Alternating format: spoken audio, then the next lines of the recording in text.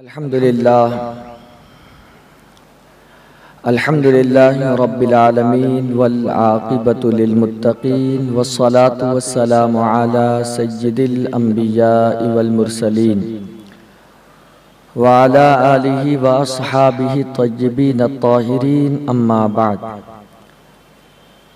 फ़अऊज़ु बिल्लाहि मिनश शैतानिर रजीम बिस्मिल्लाहिर रहमानिर रहीम वल्लज़ीना जाऊ मिन बादिहिम यक़ूलूना रब्बना इग़फ़िर लना व लिइख़वानिना अल्लज़ीना सबक़ूना बिल ईमान सदक़ल्लाहुल अज़ीम व सदक़ रसूलुहुन नबियुल अमीनुल मकीनुल मुख़्तारुल करीम व नहनु अला ज़ालिका लमिनश शाहिदीन वश्शाकिरीन वल्हम्दुलिल्लाहि रब्बिल आलमीन। अस्सलातु वस्सलामु अलैका या रसूलल्लाह, अस्सलातु वस्सलामु अलैका या हबीबल्लाह, अस्सलातु वस्सलामु अलैका या नबियल्लाह सल्लल्लाहु तआला अलैहि वसल्लम। मेरे प्यारे आका सल्लल्लाहु तआला अलैहि वसल्लम के प्यारे दीवानों, अल्हम्दुलिल्लाह मुझसे क़ब्ल क़िबला मौसूफ़ अली जनाब अकील अहमद साहब जो मलावी में रहते हैं, आज आपसे अपने दिल की बात उन्होंने रखने की कोशिश की और बहुत ही अहसन अंदाज में, सलीस अंदाज में आपको बहुत सारी नसीहतों से आपको बहुत सारी बातें समझाने की कोशिशें की। अल्लाह ताला इनकी खिदमात को अपने बारगाह में कबूल फरमाएं। मेरे प्यारे आका सल्लल्लाहु अलैहि वसल्लम के प्यारे दीवानों, जब तक वक्त में गुंजाइश है तब तक इंशाअल्लाह ताला मैं चंद बातें आपके सामने रखने की कोशिश करूँगा। आज मैं आपके सामने एक नए उन्वान के तहत आज आया हूँ और इस पर इंशाअल्लाह ताला हम कई हफ्ते गुफ्तगू करने की कोशिश करेंगे। आज जो हमारी गुफ्तगू चलेगी वो ईसाले सवाब के हवाले से चलेगी। ईसाले सवाब क्या है ये हमें जानना होगा। ईसाले सवाब करना कैसा है यह हमें जानना होगा।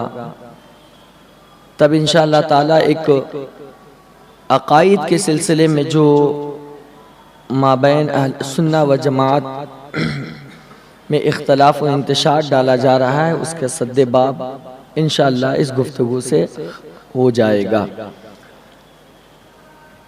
ईसाल ये वस्ल से बना है और वस्ल का से बाबे इफ़ाल में ले जा कर के ईसाल यानी पहुँचाना, और सवाब का मतलब नेकी, अज्र, बदला।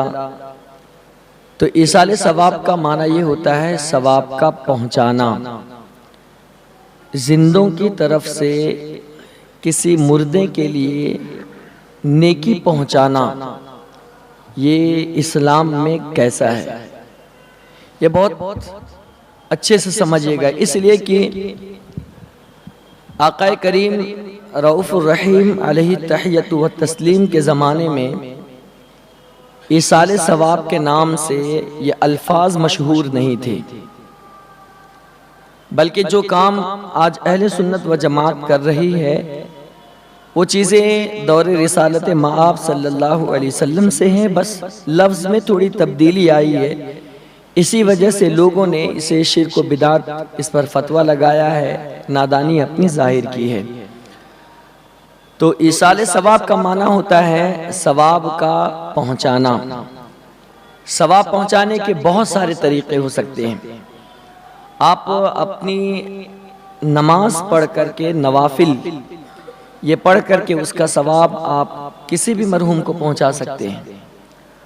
आप दुआ करके आप उसका सवाब जो है किसी भी मरहूम को पहुंचा सकते हैं। कुरान पाक की तिलावत करके आप उसका सवाब, उसकी नेकी किसी भी मरहूम को पहुंचा सकते हैं। आप इस्तग़फ़ार पढ़ करके आप उसका सवाब किसी भी मरहूम को पहुंचा सकते हैं। आप कलमे तैयबा पढ़ करके इसका सवाब किसी भी मरहूम को पहुंचाया जा सकता है। यानी ये कि हर वो नेक काम जो नेक हो, वो नेकी का काम आप अपने मरहूमीन को आप खुद करके मरहूमीन तक पहुंचा सकते हैं। अल्लाह ताला उसका सवाब जो है उस मरहूम तक पहुंचाता भी है और उसका फ़ायदा भी, उसका बदला भी अल्लाह ताला उन्हें उनकी कब्र में अता करता है। इस सिलसिले में एक हदीस पाक मैं आपको बताऊं तो इससे आपको काफ़ी मदद मिलेगी, और वो ये है जिसको अल-मुअजमुल औसत के अंदर वॉल्यूम 2 और पेज नंबर 246 सफ़ा नंबर 246 पर यह हदीस पाक मौजूद है। अल्लाह के रसूल सल्लल्लाहु ताला अलैहि वसल्लम ने ये इरशाद फरमाया, उम्मती उम्मतुन मरहूमा, कि मेरी उम्मत उम्मते मरहूमा है। मरहूम का मतलब हम लोग उमूमी तौर पर मुर्दे को लेते हैं, ये मुर्दा है, लेकिन मरहूमा का मतलब और मरहूम का मतलब ये है कि इस पर रहम किया गया है। उम्मती उम्मतुन मरहूमा, सरकार फरमाते हैं कि मेरी उम्मत वो उम्मत है जिस पर अल्लाह ने रहम फरमाया है। उम्मती उम्मतुन मरहूमा मुताबुन अलैहा, और अल्लाह की रहमत इनकी तरफ मुतवज्जे होती है। क़ुबूरहा बिज़ुनूबिहा, ये अपनी कब्रों में जब दाखिल होते हैं ना तो गुनाह ले करके जाते हैं, गुनाहगार हो करके जाते हैं। व तख़रुजु मिन क़ुबूरिहा ला ज़ुनूब अलैहा, लेकिन जब ये कब्र से निकलेंगे और अल्लाह ताला इनको कब्र से निकालेगा क़यामत के लिए, तो इस हाल में निकलेंगे ला ज़ुनूब अलैहा, कि इन पर कोई भी गुनाह बाकी नहीं होगा, सारे गुनाह अल्लाह ताला माफ फरमा देगा। तुम हस्सु अन्हा ज़ुनूबहा बिइस्तिग़फ़ारिल मुमिनीन लहा, अल्लाह ताला मोमिनों की इस्तिग़फ़ार की वजह से इसके गुनाहों को अल्लाह मिटा देगा और गुनाहों से इसको पाक व साफ फरमा देगा।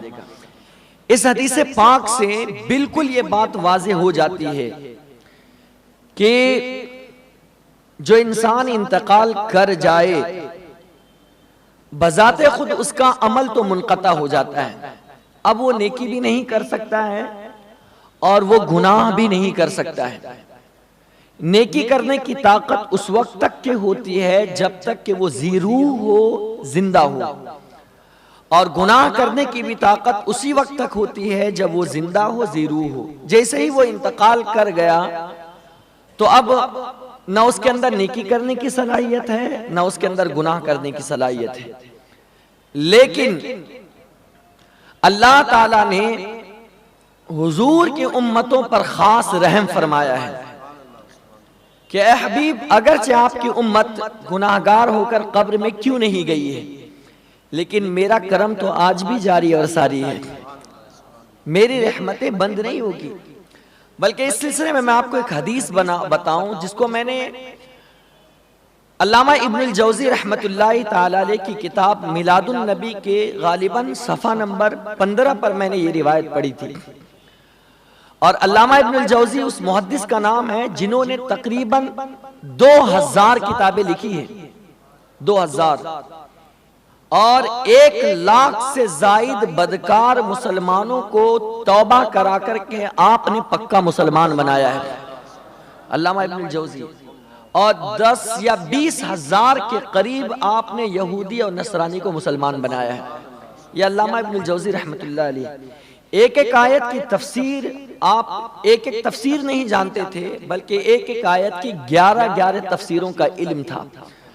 अल्लामा इब्नुल जौज़ी रहमतुल्लाह ताला अलैह को गौसे पाक का ज़माना ही नहीं बल्कि गौसे पाक से मुलाकात का शरफ भी हासिल है। और गौसे पाक ने अपने सीने से भी लगाया है। अल्लामा इब्नुल जौज़ी उनकी किताब मिलादुन नबी के अंदर मैंने ये वाक़या पढ़ा था कि हम कितनी, अल्लाह ने हमको कितना बड़ा मकाम दिया है, हम कितने अजीम लोग हैं। अल्लाह रब्बुल इज़्ज़त ने जब कलम को पैदा फरमाया था, कलम, तो अल्लाह ने उस कलम से ये कहा था कि ए कलम लिख, तकदीर लिख। तो उस कलम ने रब की बारगाह में अर्ज की, मौला किसकी तकदीर लिखूं? तो अल्लाह ने फरमाया कि आदम की तकदीर लिख।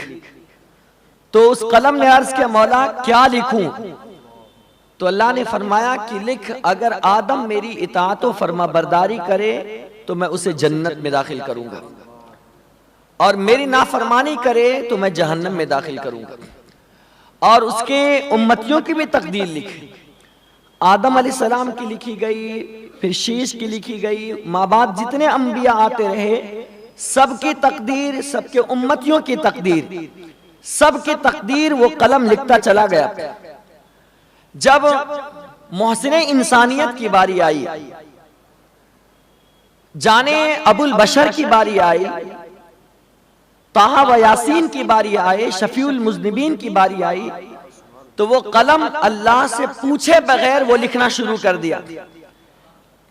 तो जैसे ही हुजूर की और हुजूर की उम्मतियों की तकदीर लिखने बगैर इजाजत के, बगैर इज़्ने रब्बी के वो लिखना शुरू किया, तो अल्लाह ने कहा, ए कलम ठहर जा, ए कलम रुक जा।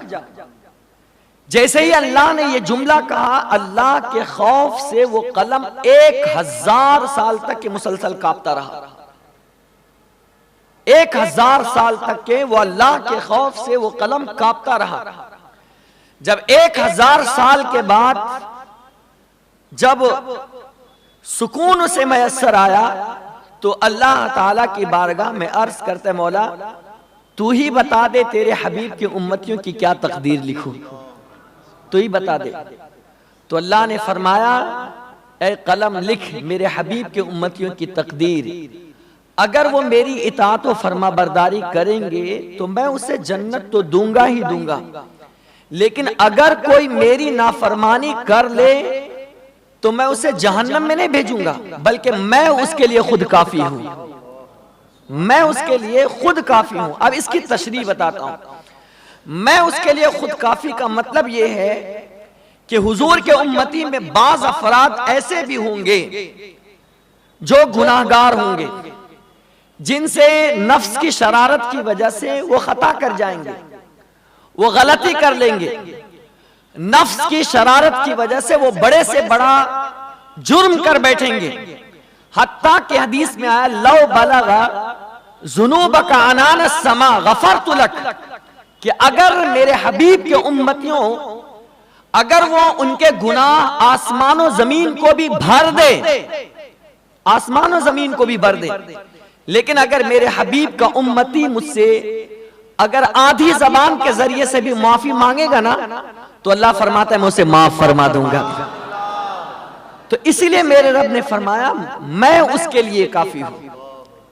और इसकी दूसरी तशरीह यह है कि अगर यहां गलती किया मोमिन है और उसी गुनाह के साथ ही साथ वो कब्र में चला गया, और मेरे हबीब के उम्मतियों के दूसरे उम्मती उस मरहूम के लिए अगर वो कुरान पाक की तिलावत करे, उनके लिए इस्तग़फ़ार पढ़े, उनके लिए नमाज पढ़ करके इसाले सवाब करे, उनकी बख्शिश के लिए दुआ करे, तो मैं अपने हबीब के उम्मतियों की दुआ को सुन करके जो मरहूम है मैं उनकी भी बख्शिश फरमा दूंगा, उन्हें भी माफ फरमा दूंगा। इसीलिए हदीस में आया उम्मती उम्मतुन मरहूमा, कि मेरी उम्मत जो है वो उम्मत मरहूमा है, अल्लाह ने इन पर रहम फरमाया है, अल्लाह ने इन पर रहम फरमाया है।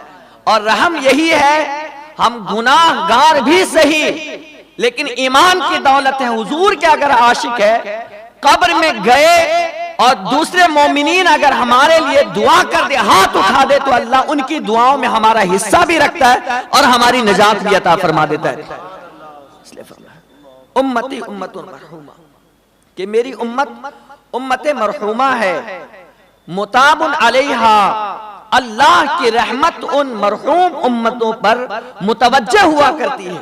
अल्लाह की रहमत मुर्दों पर भी होती है। तदखुलु कुबूरहा जुनुबिहा, वो अपनी कब्रों में जो दाखिल होते हैं वो गुनाह के साथ होते हैं। व तखरुजु मिन कुबूरिहा ला जुनूब अलैहा, लेकिन जब वो अपनी कब्र से निकलेंगे तो उन पर कोई भी गुनाह बाकी नहीं होगा। ये सारा कुछ सदका है मेरे हबीब पाक सल्लल्लाहु अलैहि वसल्लम का, ये सब कुछ मेरे नबी पाक अलैहि सलाम का सदका है। तो और एक हदीस पाक मैं आपको बताऊं, इसको बयान करने वाले मौला अली शेर खुदा अली अल मुर्तजा रदियल्लाहु अन्हु है। शरह सुदूर के अंदर जिल्द 1 सफा नंबर 303 पर इमाम जलालुद्दीन सुयूती रदियल्लाहु ताला अन्हु इस हदीस पाक को नकल करते हैं। फरमाया, मम मर्रा अलल मकाबिर व क़रअ कुल हुवल्लाहु अहद 11 मर्रतन सुम्मा वहबा अजरहु लिल अमवात उअतिया मिनल अजरि बिअददिल अमवात। फरमाया कि जिस शख्स का कब्रों पर से गुजर हो और वो 11 मरतबा सूरह अखलास पढ़े, कुल हुवल्लाह शरीफ पढ़े, और फिर वो पढ़ करके उसका सवाब मुर्दों को बख्श दे, मुर्दों को पहुंचा दे, तो फरमाया उअतिया मिनल अजरि बिअददिल अमवात, जितने भी मुर्दों की तादाद है उस कब्रस्तान में उन सब के तादाद के बराबर अल्लाह उस जिंदे को भी सवाब अता फरमाएगा और इसके जरिए से उसकी भी नजात अता फरमाएगा। अब यहां एक मैं खास बात बताना चाहता हूं, वो ये अक्सर लोगों के इस पर नजर नहीं है, जो आज आप शायद पहली मर्तबा ये तफसीर शायद आप सुनेंगे, हो सकता है पहले आपने सुनी हो।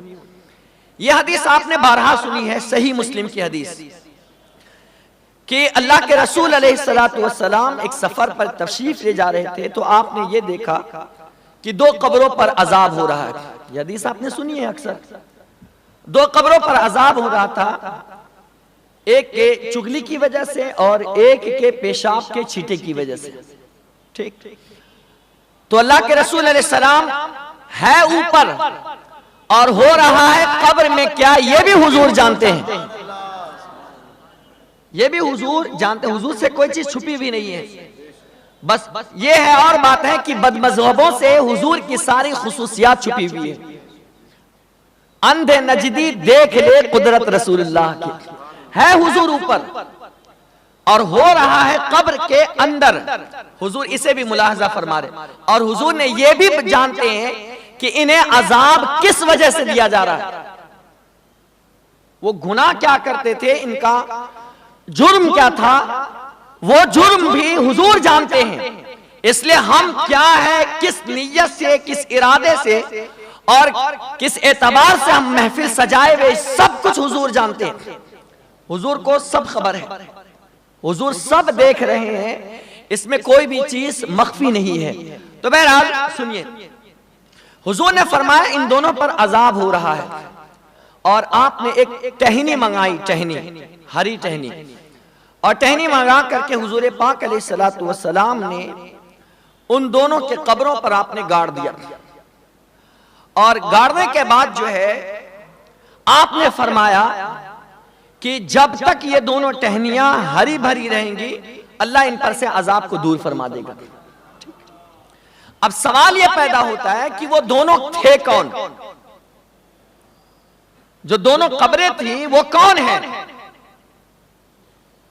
वो आखिर थे कौन, सहाबी थे या गैर सहाबी थे कौन। आप अक्सर तफसीरें आपने ये तो सुना है कि मुसलमान हैं, लेकिन आपने अब तक ये नहीं सुना होगा कि वो दोनों है कौन, वो सहाबी थे या गैर सहाबी थे, ताबई थे या थे कौन। तो मैं आपको बताता हूं, वो दोनों सहाबी थे। कौन थे? दोनों सहाबी थे। और एक बड़ा सवाल यह होता है, जो रसूलुल्लाह सल्लल्लाहु अलैहि वसल्लम की तरबियत में रहा हो और वो निजासत से कैसे नहीं बचता था, क्योंकि मेरे रसूल ने फरमाया ना कि एक निजासत के छींटे की वजह से, पेशाब के छींटे की वजह से इन पर अजाब हो रहा है। तो क्या रसूल पाक अलैहिस्सलातु वस्सलाम के वो सहाबी, क्या उनको इतनी तालीम नहीं मिली थी कि पेशाब के छींटे से बचना चाहिए? फिर वो जो छींटा था वो था किसका? जो पेशाब का छींटा था, वो पेशाब का छींटा खुद उनका था या किसी और इंसान का था, या था किसका? किस वजह से अल्लाह ताला उन पर अजाब दे रहा था? यहां से एक बात समझ लीजिएगा, जुर्म कोई भी करेगा, कोई भी करे, चाहे आलिम हो, चाहे मुफ्ती हो, चाहे मुहक्किक हो, चाहे दुनिया का कोई भी हो, जुर्म करेगा तो सजा मिलेगी। लेकिन रह गया मसला सहाबा इकराम का, तो मेरा रब अल्लाह ताला ने उनके लिए पहले ही जन्नत की बशारत अता फरमा दी है, उनके बारे में नहीं हम कुछ कह सकते। लेकिन बाद वाले लोग जो है, अल्लाह जिनकी हिफाजत कर ले उनको छोड़कर बाकी कोई भी बशमूल मेरे, कोई भी ये खाम ख्याली में ना रहे कि हम बड़े मुकर्रिर है या आलिम है या मुफक्किर है या हम जो है तबलीग करते हैं या नमाजी है, तो अल्लाह ताला हमें माफ करे। जुर्म करेंगे तो पकड़ होगी, जुर्म करेंगे तो पकड़ होनी है। वो दोनों सहाबी थे। तो एक सवाल यह पड़ता है कि वो जो पेशाब के छींटों से नहीं बचते थे, हुजूर ने फरमाया था, सवाल यह होता है कि वो छींटा था किसका? क्या एक सहाबी रसूल को इस बात का इल्म नहीं थी? और अगर कोई सहाबी के बारे में यह कहता है माज़अल्लाह कि वो पेशाब के छींटे से नहीं बचते थे, तो माज़अल्लाह फिर उनकी नमाजें भी तो नहीं होती होंगी, फिर उनको असल बुनियादी चीज का इल्म नहीं, तो फिर इस दर्जे पर कैसे फाइज हुए? तो असल यह है कि शरह जामी के अंदर, शरह जामी नहीं बल्कि अल्लामा शामी रहमतुल्लाहि ताला अलैह ने इस चीज की वजाहत फरमाई कि वो दोनों थे सहाबी, लेकिन वो जो पेशाब का छींटा था वो खुद उनका नहीं था, वो खुद उनका नहीं था, बल्कि वो अपने पेशाब के छींटे से हमेशा बचते थे, वो उनकी तहारत हमेशा रहा करती थी।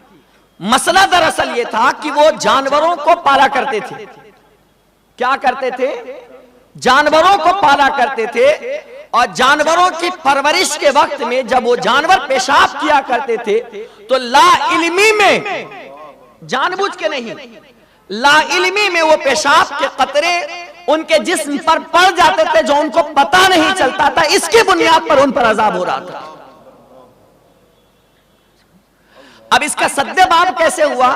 तो मेरे रसूल पाक अलैहिस्सलातु वस्सलाम ने हरी टहनी डाल दी। क्या कर दी?